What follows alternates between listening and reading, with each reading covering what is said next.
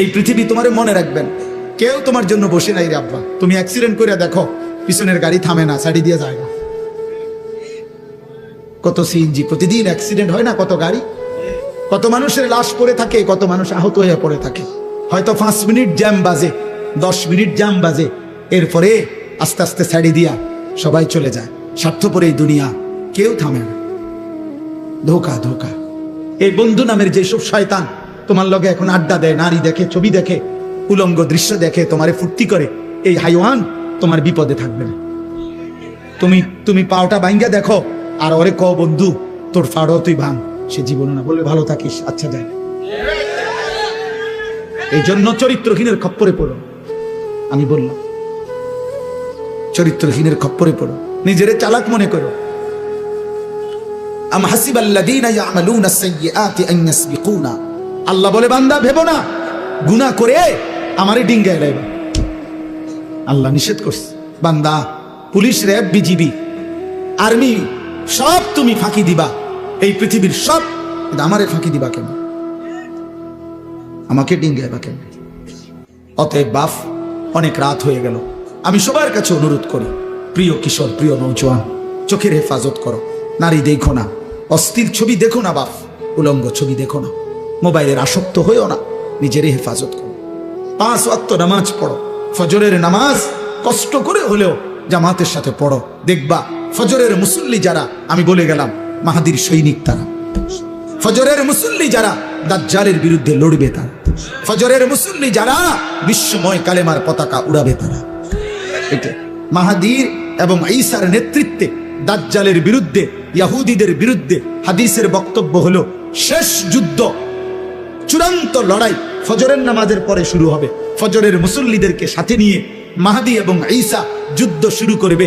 আসরের নামাজের ভিতরেই, আসরের ওয়াক্ত হইতে হইতেই দাজ্জাল নিহত হবে এবং সমস্ত ইহুদি নিহত হবে, এবং আসরের ওয়াক্তে মাহাদি এবং ঈসার নেতৃত্বে মসজিদে আকসা বিজয়ের পতাকা, ইমানের পতাকা উড়বে, সারা পৃথিবীময় ইসলামের খিলাফা প্রতিষ্ঠা। ভাই আমি দেখবো নয়, তুমি নয়, আমার সন্তান দেখ, কিন্তু আল্লাহ রাসূল সাল্লাল্লাহু আলাইহি সাল্লামের এই কথা বৃথা হবে। কোন জালেমের পতনের আগে কেউ বোঝে না কেমনে পতন, কেমনে পতন, কিন্তু যে সময় জায়গা সে সময় সবাই বোঝে যে এমনি যাইতেছে। বুঝেন নাই? হেলিকপ্টার উঠবার আগে কেউ বুঝছে না যে হেলিকপ্টার দিয়ে যাইবো না অটো দিয়ে যাইবো, কেউ খেয়াল করতে। কিন্তু যখন হেলিকপ্টার ছেড়ে দিছে সবাই বুঝে লাইছে যে জায়গা এটাই।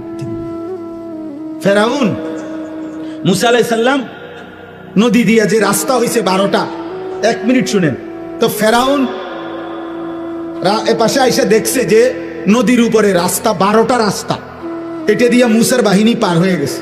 ফেরাউন বলতেছে তার অনুসারীদেরকে, চলো আমরাও পার হই, ধর্ম। কিন্তু তুই তো বাদশা, তুই খোদা, নাউজুবিল্লাহ, তুই তো খোদা দাবি করো, তুই তো বাদশা, তো তার তো এটা বোঝা উচিত ছিল এত বড় নদীতে 12টা রাস্তা, এটা আমি বরাদ্দ দিলাম না, আমি স্যাংশন করলাম না, আমি উদ্বোধন করলাম না, এটি করতে গেল রাস্তা। আমি কথাটা বুঝছেন? তোর তো এটা বোঝা দরকার আগে। তো কিরে কিরে এটি কে করলো আমার এলাকা? আমি কো আল্লাহ বলে না, ব্যাক কল আইবা না, মুসার রঙে রঙে আসো, সামনে আগাও, আগাও না, এখনই না বুঝবা রাস্তা করতে গাইছে। এরপরে ডুবে গেছে কিনা বলেন? এই জন্য বুঝে কোন জালেম পতনের আগে বুঝে না পতন কিভাবে, কোন পাপী জানে না। আমি আল্লাহ ওয়াদা দিলাম, ইতিপূর্বেও যারা আমি আল্লাহকে মেনে নিছে, এখন আপনাকেও মানছে, কোরআনকেও মানছে, আমি আল্লাহ ওয়াদা দিলাম তাদের প্রত্যেকটি নেক আমলের বিনিময় আমি আল্লাহ দ্বিগুণ দ্বিগুণ, ডাবল ডাবল নিয়ামত, পুরস্কার, প্রতিদান দিতে থাকব, সওয়াব দিতে। তাদের প্রত্যেক আমলের ডাবল ডাবল নেকি, প্রত্যেক আমলের কি। এজন্য পূর্ববর্তী দিন যদি কেউ ইয়াকিনের সাথে মেনে আবার ইসলাম গ্রহণ করে, কালেমা গ্রহণ করে, কোরআন গ্রহণ করে, আল্লাহ বলেন তার প্রথম পুরস্কার হলো তার সব আমল ডাবল ডাবল নেকি। আল্লাহ বলেন, এ দেখেন আরেকটু, আল্লাহ বলে বন্ধু এরা তো আগেও ইমানদার ছিল, এখনো আবার ইমানদার হইল, এ কারণেও তাদের নেকি দ্বিগুণ দ্বিগুণ। কিন্তু শুধু এই কারণে না, তাদের মধ্যে আরো কিছু গুণ আছে। এবার আল্লাহ এই গুণগুলোর প্রশংসা করতেছে, যে এদের মধ্যে আরো কিছু গুণ আছে, এই গুণগুলো কারণেও আমি আল্লাহ কিয়ামত পর্যন্ত যার মধ্যেই থাকবে তাদেরকেও আমি আমার নেকি দ্বিগুণ দ্বিগুণ দিতে থাকবো। বিমা সাবারু, তারা আমি আল্লাহর হুকুমের উপরে সবর করেছে, ধৈর্য ধারণ করেছে। একবার বলেছি ঈসা নবীকে মানো, মানছে। এখন বলছি আখিরি নবীকে মানো, মানছে। একবার বলছি ইনজিল মানছে, আবার বলছি কোরআন মানতে, এখন তারা কোরআন মেনে নিছে। তাহলে তারা আমার হুকুমের উপরে ধৈর্য ধারণ করেছে। অতএব যে আমার হুকুমের উপরে ধৈর্য ধারণ করে আমি তার নিয়ামত, তার নেকি, তার পুরস্কার দ্বিগুণ দ্বিগুণ দিতে থাকবো। 2, ওয়ায়াদরাউনা বিল হাসানাতিস সাইয়্যিআহ, তাদের একটা বড় স্বভাব, তারা যেই কোনো মন্দ আচরণের জবাবে উত্তম আচরণ দ্বারা সেটা প্রতিহত করে। এটা তাদের, এজন্য তাদের পুরস্কার দ্বিগুণ। আর এই গুণ যার মধ্যে থাকবে, মন্দ আচরণের জবাবে যে উত্তম আচরণ করবে মানুষের সাথে, আমি তাকেও দ্বিগুণ দ্বিগুণ নেকি দিতে থাকবো। 3 নাম্বার, অমিম্মা রাযাকনাহুম ইউনফিকুন, আমি আল্লাহর দেওয়া রিজিক থেকে তারা আমার পথে সাদাকা করছে, দান করছে, এ কারণে তাদের পুরস্কার দ্বিগুণ দ্বিগুণ। এই পুরস্কার কিয়ামত পর্যন্ত যারা আমি আল্লাহকে মেনে আমার পথে প্রতিনিয়ত দান সদকা করতে থাকবে, তাদের নেকিও আমি আল্লাহ দেব দ্বিগুণ দ্বিগুণ।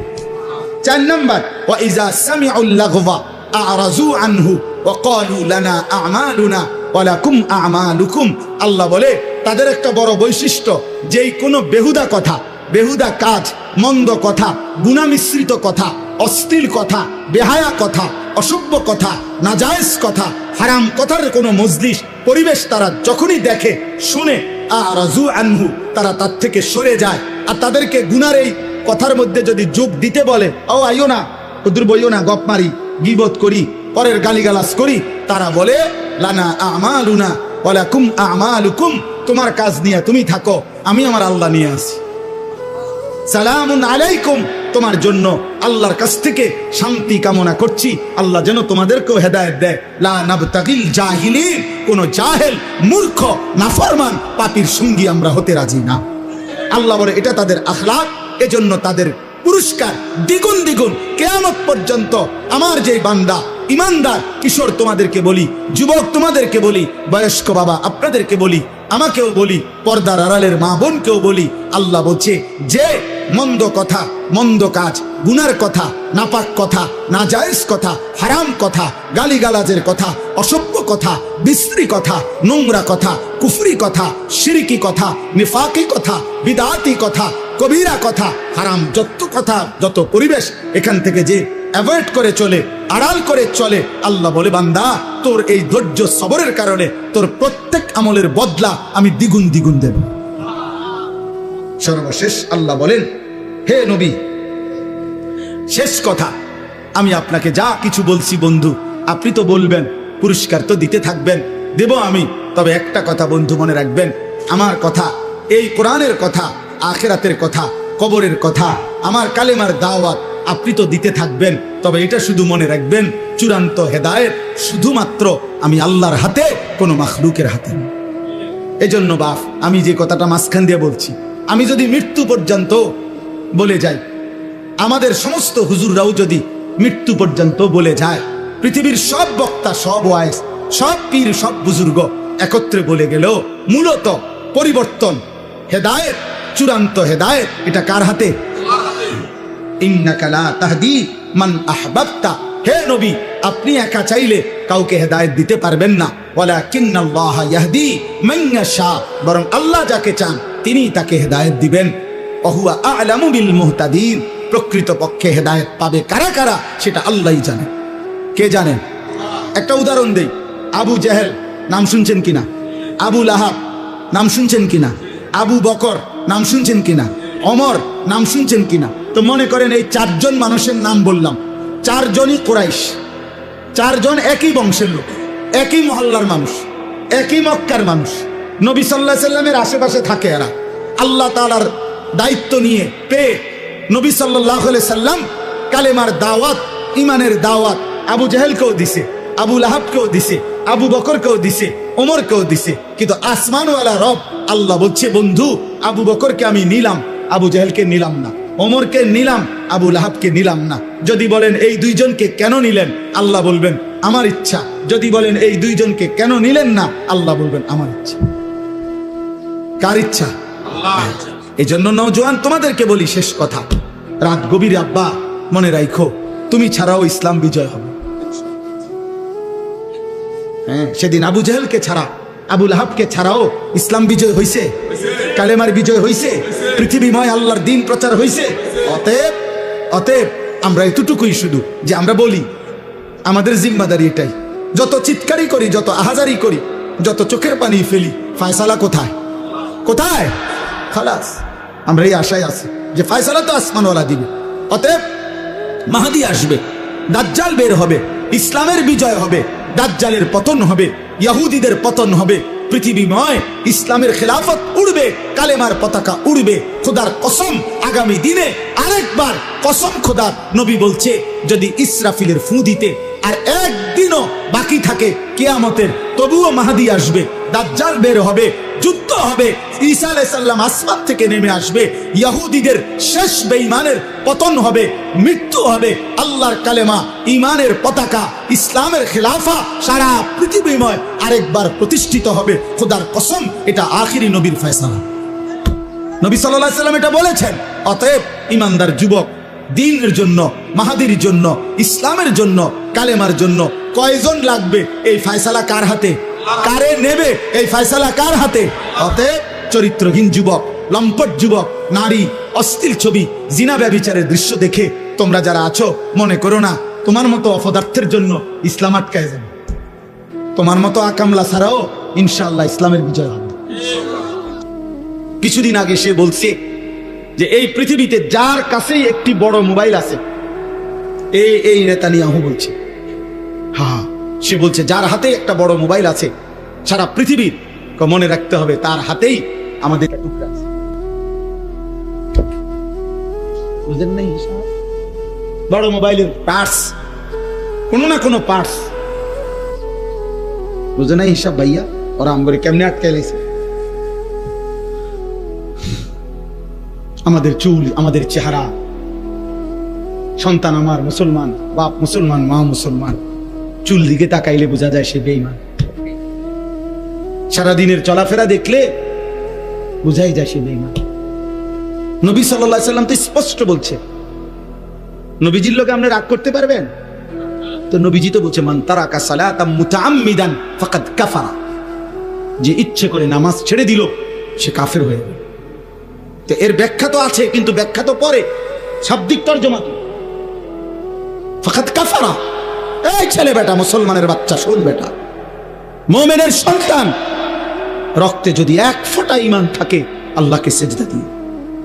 নবী বলছে, রাহমাতুল লিল আলামিন নবী বলছে, দয়ার মায়ার সাগর নবী বলছে, বেনামাজি তুই মনে রাখিস তোর হাসর হবে ফেরাউনের সাথে। বলে নাই? বলে নাই? কারুনের সাথে, হামানের সাথে, উবাই ইবনে খালাফ, মক্কার কুরাইশদের সবচেয়ে নিকৃষ্ট কাফের, তার সাথে। এখন আপনি কি বলেন? একটা ছেলে বলো ভাই, তুমি তোমারে বেনামাজির সেজদা নাই, তোমারে দাঁড় করাইছে ফেরাউন নমরুদের লগে, কারুন হামানের লগে, ওইখান থেকে ডাইকে আইনা আলগায় তোমারে জান্নাত দিয়ে লাগবে। হ্যাঁ, আর তো তখন হেরা কি করবো? লগের হেরা কথা বুঝেন নাই? ওরা বলবো মা এটা কোন বিচার? দাঁড়াইলাম এক লগে, আমি যদি হেরে নেই জ্ঞান, আমরা কি? আমরা কি? যদি বিবেক থাকে কারো, ভাই না, সুপারিশ মামুর বাড়ি না, হাউজে কাউসারের ফানি সাপকলের ফানি না, ট্যাপ ছেড়ে দিলেই ফানি বাইরে হয়, এরম না। সুপারিশ নিতেও খোদার কসম কাগজপত্র দেখাইতে হবে, ফাইলপত্র দেখাইতে হবে, আমলনামা দেখাইতে হবে। হাউজে কাউসারের পানি নিতেও কাগজপত্র কি?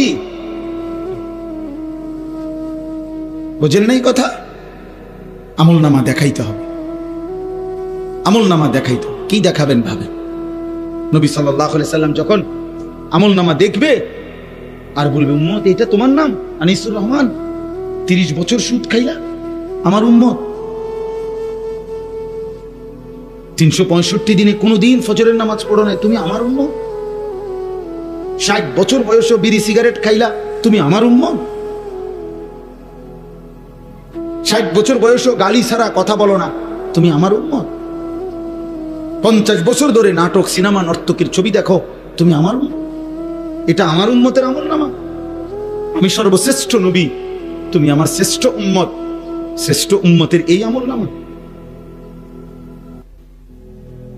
নবী বলবেন, আমার কেমনে বেইজ্জতি করলাম উম্মত, আমি কেমনে আমার মালিকের সামনে এটা দেখাবো কেমনে যে রব্বুল আলামিন এটা আমার উম্মতের আমলনামা?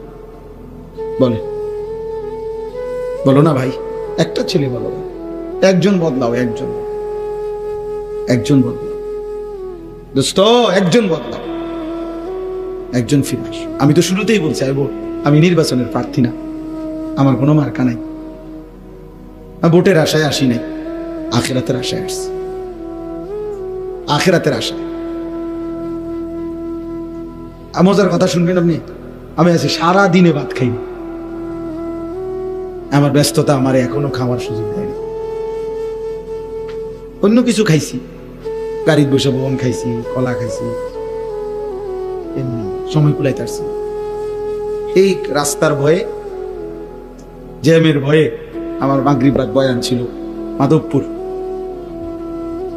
ওইখানে মানে ফেরেশানি যে ধরতে পারতাম না মাহফিল, চারিদিকে বারবার শুনতেছি আশুগঞ্জ, তারপরে বিশ্ব রোড, চারিদিকে জ্যাম, মাধবপুর। এই জন্য দুপুর বেলাই রওনা দিছি জোহরের পরে। খুব খিদা লাগছে, এটা বলতেছি না, মানে বুঝাইলাম জিন্দিগির একটা নেশায় থাকি, ভাবি যে একজন সন্তানও বদলাবে ইনশাআল্লাহ। আমরা হতাশ না, আমরা হতাশ না, ইনশাআল্লাহ আমাদের মুসলমানের সন্তান ফিরতেছে, আল্লাহর দিকেই ফিরছে, আলহামদুলিল্লাহ। শত শত ছেলে ফিরছে। এজন্য দোস্ত, আল্লাহ তাআলা রাত গভীরে আমি শেষ করলাম, আল্লাহ তাআলা বললেন, কুল লিল মুমিনিনা, হে নবী আমার, আপনি আমার সমস্ত ঈমানদার পুরুষদেরকে বলে দেন, জওয়ান হোক বুড়া হোক, আমি আল্লাহর আদেশ শুনায়ে দেন, ইয়াগুদ্দু মিন আবসারিহিম, তারা যেন সকলেই ভিন নারী, যে নারী দেখার অনুমতি নাই, ভিন নারী থেকে, হারাম দৃশ্য থেকে তারা যেন তাদের চোখ নামিয়ে রাখে। এজন্য স্পষ্ট শরীয়তের বিধান, 1 নাম্বার হলো, যে নারী দেখার অনুমতি নাই, প্রিয় বন্ধু, মোবাইলে কিংবা টেলিভিশনে কিংবা রাস্তায় কিংবা বাড়িতে উঠানে কোথাও তাকে দেখার অনুমতি নাই, আল্লাহ বলছে চোখ নামা। 2 নাম্বার, কারো সতর দেখার, পুরুষের সতর যেটুকু, এটুকু পুরুষ হয়েও দেখার অনুমতি নাই, নারীর সতর দেখার অনুমতি নাই। আল্লাহ বলেন চোখ নামা, চোখ নামা, চোখ নামা। জওয়ান ছেলে তুমিও চোখ নামাও, বুড়ো চাচা আপনিও চোখ নামাও, আমিও চোখ নামাও। ওয়াহফাজু ফুরুজাহুম, আল্লাহ বলেন আমার ঈমানদার বান্দাদেরকে বলেন তারা যেন প্রত্যেকে নিজেদের লজ্জাস্থানও হেফাজত করে, জিনা যেন না করে, ব্যভিচার যেন না করে, পুরুষে পুরুষে কোনো অপকর্ম যেন না করে, পুরুষে নারীতে যেন কোনো অপকর্ম না করে, নারী নারী যেন কোনো অপকর্ম না করে, নিজের হাতকে যেন অপকর্মে নাপাক ব্যবহার না করে, যেই কোনো রকমে নিজের হারাম যৌন চাহিদা যেন পূরণ না করে। আল্লাহ বলছে, বিনিময়ে আল্লাহ একটা মজার ওয়াদা দিছেন। আল্লাহ বলছে, আমার বন্ধু আপনি বলে দিয়েন, আমার কোন ঈমানদার বান্দা যদি, পুরুষ না মহিলা সবার জন্যই হুকুম, ওয়াকুল্লিল মুমিনাতি ইয়াগদুদনা মিন আবসারিহিন্না ওয়া ইয়াহফাজনা ফুরুজাহুন্না, পুরুষদের জন্যই হুকুম, নারীর জন্য। পুরুষকেও বলছে চোখ নামাও, নারীকেও বলছে চোখ নামাও। মহিলা বোরকা পরছে তো ঠিক আছে, বৃত্তে চশমা লাগাইছে এটাও ঠিক আছে, উর্ফে কাপড় আছে, কিন্তু এবারে চশমা বৃত্তে সব চায়, তাহলে আমনের এটাও কি না, পর্দা না? কথা বুঝেন নাই আপনি? চোখ নামাইতে হবে পুরুষকেও, চোখ নামাইতে হবে কাকে? মহিলা। আমার একজন উস্তাদ ছিলেন হযরত মাওলানা মুস্তাফা মাহমুদি, হুজুর এখনো বেঁচে আছেন। হুজুর একদিন আমগরে সবকে বুঝাইছিলেন, ওই যে মেইন রোডে রাত্রিবেলা যে ট্রাক চলে, এই ট্রাকের যে হেডলাইট, এটার একটা নিয়ম আছে যে মুখোমুখি হেডলাইট, মানে এদিক থেকে একটা ট্রাক আসতেছে, এদিক থেকে একটা যাইতেছে, তো ট্রাক যদি রাত্রেবেলা এরকম মুখোমুখি হয় বা বাস, তো দোনোটারে তো 4টা হেডলাইট না, এই গাড়ির 2টা ওই গাড়ির 2টা না, তো মুখোমুখি হইলে কাছাকাছি আসলে নিয়ম হলো ড্রাইভারদের হেডলাইট ডাউন করতে হয়। দোনো গাড়ির হেডলাইট কি করতে হয়, এটা নিয়ম আছে হেদের, হেরা বোঝে, নিচের দিকে দিতে হয় আর কি। নিচের হেডলাইট ডাউন করলে দোনো গাড়ি তখন সাইড বোঝে যে আমি কোন দিকে যাবো, হে কোন দিকে যাবো। আর নয়তো যদি দোনো হেডলাইট মুখোমুখি থাকে অ্যাক্সিডেন্ট হবে। তো হুজুরের জন্য বলতেন, আল্লাহ তাআলা বলছে মোমেন পুরুষ মোমেন নারী, ছেলে মেয়ে মুখোমুখি যখন হবে, কাছাকাছি যখন হবে, দেখার সুযোগ যখনই হবে, আল্লাহ বলছে দুইজনই হেডলাইট নামায় দাও। ছেলেও চোখ নামাও, মেয়েও চোখ নামাও, পুরুষও চোখ নামাও, নারীও চোখ নামাও, তাহলে দুজনেরই সম্মান, ইজ্জত, দিন রক্ষা হবে। যালিকা আজকা লাহুম, আল্লাহ বলেন যে তার চোখ হেফাজত করবে এবং লজ্জাস্থান হেফাজত করবে, আমি আল্লাহ ওয়াদা দিলাম আমি তার অন্তর 100 শতভাগ পবিত্র করে দেব। পুরা দিল সাফ, একদম সার্ভেক্স দিয়া ধুয়ে দেব, অর্থাৎ দিল সাফ করে দেব। আজকা ইসমে তাফজিল, সর্বোচ্চ পবিত্র করে দেব। ইন্নাল্লাহা খাবীরুম বিমা ইয়াসনাউন, আল্লাহ তাআলা বলে বান্দা মনে রেখো আমি আল্লাহর সাথে চালাকি করব না। তাকাইয়া রইছে এদিকে, বাঁকা চোখে চাইতেছো হেদিকে, কেউ জিগাইলে কিও কি না করতে আমি এদিকে না, বুঝলেন? চাদোয়ানে বসে বসে বেরিয়ে চায়, জিঙ্গাইলে কাকা কি খবর, না আল্লাহ দোয়াই বাতি যা খবরে না শুনি। ও খবর মানুষের চোখে শোনে, মানুষে কি চোখ দিয়ে নি খবর শুনে কি দিয়া? তা আপনি যদি চাইয়া রয়েছেন আগ করিয়া বলেন, আপনার যদি খবরই শোনা দরকার আপনি ঘুরে বইয়েন, বোঝেন নাই? দোকানের এদিকে বইয়েন, দোকানের টেলিভিশন এদিকে, আপনি ওইদিকে বসেন, উল্টা উল্টা বসেন, চেয়ার ঘুরে বসেন, তাহলে তো কানে শুনবেন, বেডি দেখবেন না, বলেন না? তাহলে আল্লাহ তাআলা বলছেন বান্দা তোমার দিলের মধ্যে কি আছে, এবং কৌশল করে গোপনে, একাকী, আড়ালে, রাতে, লাইট বন্ধ করে, ইয়ারফোন লাগাইয়া, যেমনি তুমি যা করো না কেন, খোদার কসম আল্লাহ বলেন আমি পুরা খবর রাখি। ইন্নাল্লাহা খাবীরুন, আল্লাহ খবর রাখে, আল্লাহ খবর রাখে, আল্লাহ খবর রাখে। বান্দা আমারে আড়াল করতে পারতা না, আমার থেকে লুকাইতে পারবা না। এই পৃথিবীর কেউ যদি না দেখে, না জানে, না শুনে, না বুঝে, আমি রব সব দেখি, সব শুনি, সব বুঝি, সব জানি। জানে কিনা? বলেন না কেন? আল্লাহ তাআলা আমাদেরকে, আমাদের ছেলেদেরকে, আমাদের মেয়েদেরকে, আমাদের পর্দার আড়ালের মা বোনদেরকে হেফাজত করে, মেয়েদেরকে বুঝায়েন, বোনদেরকে বুঝায়েন। বিশেষ করে মনে কষ্ট নিয়ে না, আমার একটা অনুরোধ, প্রবাসীর স্ত্রী যারা, প্রবাসীর ছেলে মেয়ে যারা, জানেন না প্রবাসী বিদেশে অনেক কষ্ট করে, মাথার ঘাম বেচারার পায়ে পড়ে, 12 ঘন্টা, 14 ঘন্টা, 16 ঘন্টা ডিউটি করে। এই এত লম্বা ডিউটি করে কষ্টে জমানো টাকা বুকে বাইন্ধা স্ত্রী সন্তানের জন্য বাড়িতে পাঠায়। সেই প্রবাসীর স্ত্রী যদি, সেই প্রবাসীর ছেলে মেয়ে যদি আল্লাহর নাফরমানি করে, হারাম কাজ করে, গুনাহ করে, পরকিয়া করে, জিনা ব্যভিচারের সাথে সম্পৃক্ত থাকে, খোদার কসম এর চাইতে বড় জুলুম আর কিছু হইতে পারে। তোমার জন্য এই স্বামী বেচারা আজকে 12 বছর 16 বছর সে তার সমস্ত সুখ কোরবানি করে সে বিদেশের মাটিতে পড়ে আছে একা, আর তুমি বোন বাজারে বাজারে ঘুরো, তুমি বাজারে বাজারে। আল্লাহ আমাদেরকে হেফাজত করে। দান সাদাকা একটি আমল, নামাজ একটি আমল, রোজা একটি আমল, হজ একটি আমল, যাকাত একটি আমল, জিকির একটি আমল, কোরআন তিলাওয়াত একটি আমল। জান্নাতে যাইতে হলে সবটি করতে হবে। দুনিয়ায় 2টা-4টা ভালো কাজ করলে জনদরদি হওয়া যায়, এটা খুব সহজ। সমাজসেবক হওয়া খুব সহজ। এইগুলোই আমরা সপ্তাহখানিক রোডের মধ্যে বালু হালাইলে, সুরকি মুরকি দিয়া গাতা গুতা ফুরাইয়া দিলে আমরা মানুষ এগুলা বলবে এই জনদরদি সমাজসেবক। কিন্তু আখিরাত এত খামখেয়ালি না, আখিরাত এত খামখেয়ালি না। আখিরাত মামুলি না আব্বা, শুধু কয় টাকার দান সাদাকা নয়। আখিরাত মানে পুরা জিন্দেগির হিসাব, রাতের হিসাব, দিনের হিসাব, সকাল দুপুর হিসাব, এক এক সেকেন্ডের হিসাব। আন উমরিহি ফিমা আফনাহু, আল্লাহ বলবেন বান্দা বলো আমার দেওয়া হায়াত কোথায় শেষ করেছে। ওয়া আন শাবাবিহি ফিমা আবলাহু, বলো না বান্দা আমার দেওয়া যৌবন কোথায় শেষ করেছে। ওয়া আন মালিহি, আমার দেওয়া বান্দা বলো একটা একটা সম্পদ টাকা কোত্থেকে উপার্জন করেছো, এবং বলো কোথায় ব্যয় করেছো। ক্রেডিট ডেবিট মিলাই দিতে হবে। আয় কিভাবে সেটাও বলতে হবে, ব্যয় কিভাবে সেটাও বলতে হবে।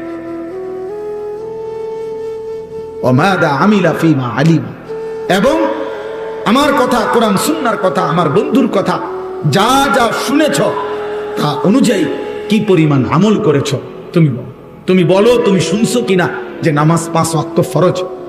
তো শুধু জুমার নামাজ পড়লা, বাকি 5 ওয়াক্ত যে পড়লা না, তোমারে কোন শয়তানে বাধা দিছে? তুমি কোন ইবলিসের কথা মতো বাকি 5 ওয়াক্ত নামাজ পড়লা না? এটা তোমারে কোন শয়তানে বলছে? তুমি কি শুনো নাই একজন মুসলমানের উপরে ফজরের নামাজ ফরজ? তো তুমি কোন যুক্তিতে ফজরের নামাজ একদিনও পড়লা না? কোন যুক্তিতে? কি কারণ? কোন ইবলিস তোমারে বুঝাইলো যে টাকা 10,000-এর জায়গায় 20,000 দিয়া দেন, বলে 2,000 টাকা বাড়াইয়া দেন? আরে এটা তো একটা আমল, এটা তো একটি আমল, এটা তো অন্য আমলের বিকল্প নয়। কোন আলেম, কোন মৌলবী কোনদিন বলে নাই যে হে আল্লাহর বান্দা, শুধু দান সদকা যত বাড়িয়ে দিবেন ততই আপনার নামাজ, রোজা, হজ, যাকাত, আপনার হালাল হারাম সবকিছুর কাফফারা হয়ে যাবে, এগুলোর সবকিছুর যথেষ্ট, এরকম বলছে কোনো কেউ? আপনাকে তাহলে আপনি কোন যুক্তিতে বুঝলেন? এই জন্য দুনিয়া সহজ মিয়া, খাওয়ানোর তুমি ওষুধ খাওয়ানোর ভালো। জি, তো এই জন্য ভালো আখিরাত বুঝ লাগবে না, লাগবে। তো এই জন্য বললাম এটা জরুরি। আমি 10 বছর এই মসজিদে আমার কমপক্ষে মুসল্লিদেরকে আল্লাহর কাছে আমি বলতে পারবো ইনশাআল্লাহ, আমার আমল নামা চেক করলে আমি আমার মুসল্লিদেরকে শতবার বলে গেছি। আমি বলেছি যে কোরআন শরীফ যার অশুদ্ধ তার নামাজ হয় না। আমি শতবার বলেছি আপনাদেরকে, আমি কোন সময় তোমার প্রিয় মানুষ না। আপনাকে মিথ্যা আশ্বাস দেব আখিরাতের ব্যাপারে, আল্লাহ তাআলা হাসরের দিন আমার ঘাড় ছিঁড়ে ফেলবে, আমার ঘাড়। আপনার হারাম টাকা কবুল হয় না, আমি এটা না বললে। সুদের টাকা দান করিলে কবুল হয় না, ঘুষের টাকা দান করিলে কবুল হয় না, অবৈধ উপার্জনের টাকা দান করলে এটা দিয়া যদি কাবাঘরও কেউ বানায় দেয় সেটা কবুল হবে না। এটা না বললে আমার এলেমের খেয়ানত আমার আল্লাহ তাআলার ফেরেশতা দিয়ে আল্লাহ ঘাড় ছিঁড়ে ফেলবে। যে আমার বান্দার কাছে এটা লুকাইলা কেন? কারণ হতে পারতো আমার বান্দা শুনতে শুনতে একদিন ছেড়ে দিত, হতে পারতো না?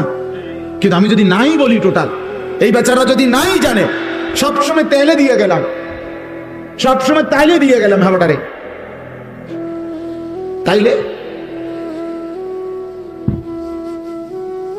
আপনি ব্যক্তিগতভাবে কাজল মাস্টারকে জিজ্ঞাসা করেন, আমি আমার জীবনে যত শত বিষয়ে ওনারে এমনে বলবেন, এমনে করবেন, এটা করেন, ওইটা করেন, আমি বলছি, আমার দায়িত্বের কারণে আমি বলছি, চেষ্টা করছি।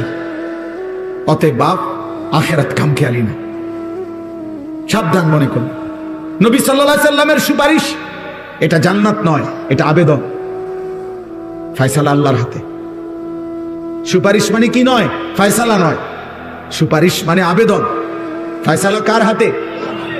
যদি মনে করেন নবীর সুপারিশের কারণে 100 কোটি মানুষ থেকে যদি একজন বাদে বাকি সকলকেই জান্নাত দিল, কিন্তু একজনকেই জাহান্নাম দিল, সেটা যদি আমি হই, তো বাকি সবাই জান্নাতে গেলে আমার কি লাভ? কথা বলছেন নাই কেন? তো বাকি যদি সবাই জাহান্নাম থেকে বাঁচা যায়, আমার কি লাভ? আমি যদি মনে করেন আল্লাহর নাফরমানি করে দুনিয়া সাজাইয়া আখিরাত ঠিক করতে পারলাম না, আমার মৃত্যুর পরে যদি পৃথিবীর মানুষ চাঁদের দেশেও চলে যায়, মঙ্গল গ্রহেও গিয়ে ঘরবাড়ি করে, আমার জিফুত নাতি নাতনি, তো আমার কি লাভ? আমার অর্জন কি? বল ছেলে, মোবাইলওয়ালা ছেলে, অপদার্থ, এটা তোর সামনে পিছনে তোর বাবার বয়সী আহাম্মক থাকার। চিন্তা করছেন গাদ্দার কেমন? কোনো লজ্জা শরম নাই, কোনো হায়া বিবেক বলতে কিচ্ছু নাই, কিচ্ছু। নতুন প্রজন্মকে সবাই ছেড়ে দিছে, এই 16, 18, 20 বছরের ছেলেদেরকে গোটা দেশ ছেড়ে দিছে এদেরকে। গোটা ফ্যামিলি ছেড়ে দিছে। এই সমাজের কেউ এদেরকে নিয়ে ভাবে না। এরা মন মতো খায়, মন মতো ঘুমায়, মন মতো পেশাব করে, যেখানে মন চায় রাস্তার পাশে, যেখানে মন চায় নারী দেখে, ছবি দেখে, চুল যেমন পারে মন চায় মুশরিকের মতো, বেঈমানের মতো। আল্লাহ নাই, রাসূল নাই, সেজদা নাই, গোলামি নাই, আরে কোরআন নাই, জিকির নাই, তেলাওয়াত নাই, কবর কোথায়, মৃত্যু কোথায়, আখিরাত কি, কিচ্ছু জানে না, কিচ্ছু জানে না।